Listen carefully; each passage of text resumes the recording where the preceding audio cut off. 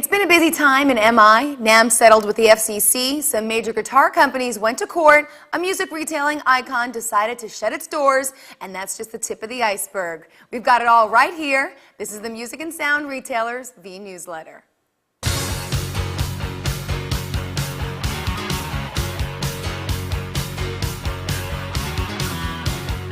Hi everyone, I'm Jill Nicolini.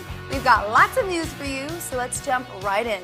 PV Electronics Corp., as well as 16 other companies, including Stuart Spector, U.S. Music, Tradition Guitars, Schecter Guitar Research, ESP, and Saga, has won a landmark body shape case that could affect trademarks in our industry for decades to come.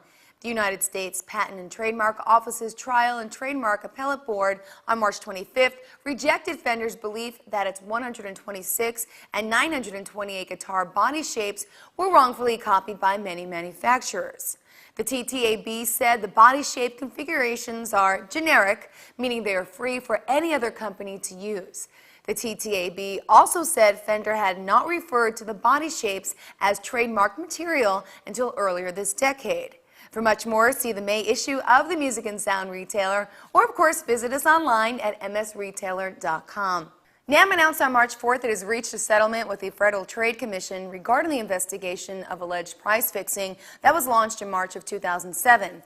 According to the FTC, the agreement requires NAMM to implement an antitrust compliance program and prohibits NAMM from coordinating the exchange of price information among musical instrument manufacturers and dealers.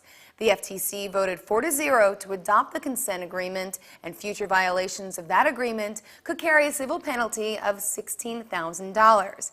For more on this story, check out the April issue of the Music and Sound Retailer.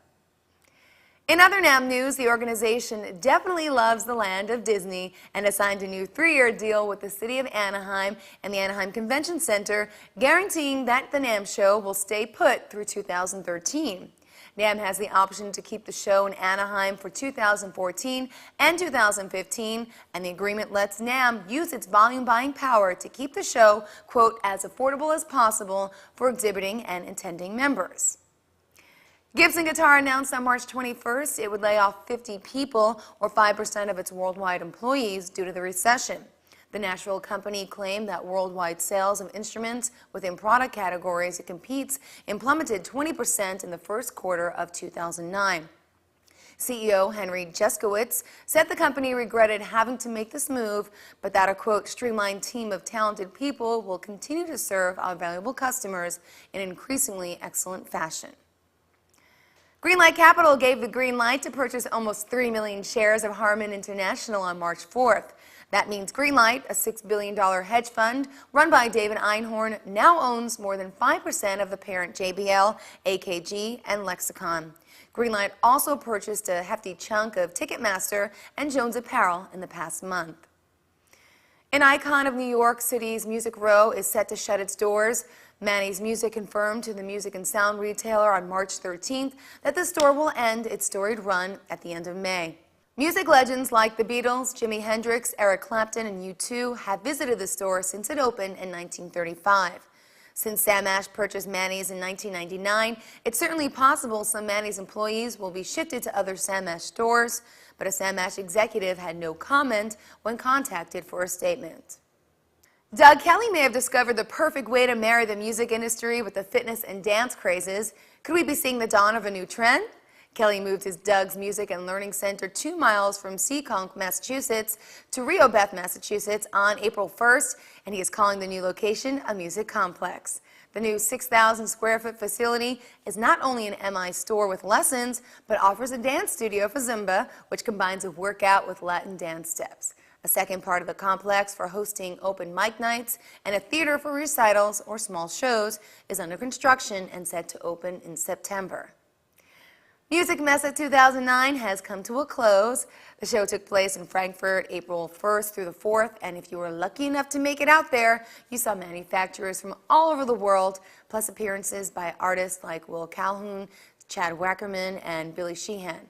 Other highlights included Trace Elliott having a big 30th birthday celebration and Shure launching additions to its PG microphone series. Products from Fishman, Gator, Remos, and more are coming right up, so please stay tuned. Ever use your guitar to trigger your MIDI-enabled sound modules? The G2M is a low-cost, compact, battery-powered guitar accessory that brings monophonic MIDI capability to all electric guitars. Peterson Strobe Tuners. For additional information, visit sonus.com.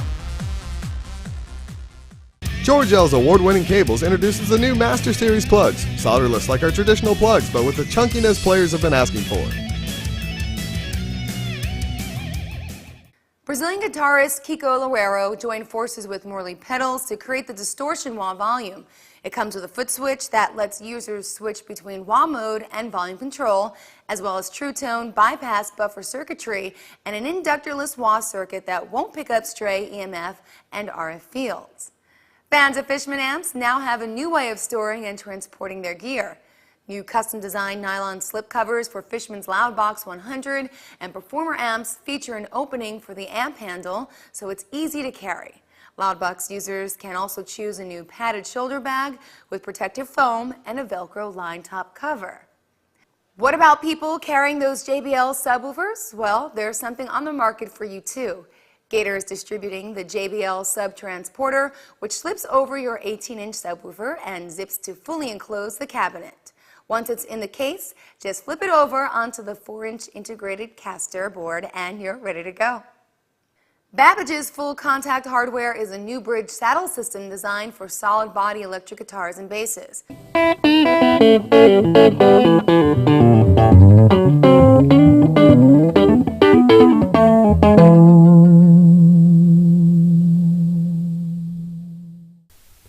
Here we have the full contact hardware saddle assembly being adjusted to set string action height. To the right you'll see the set screw is turning in the saddle assembly that's engaging with the E-cam saddle and moving the leading edge up and down, therefore the string is moving up and down. Here's the front view of the same thing. As the E-cam saddle rotates, the leading edge moves the string up and down. Notice that throughout the entire range of the adjustment, gaps and voids are never introduced between the string and the Telecaster bridge plate and the connecting body.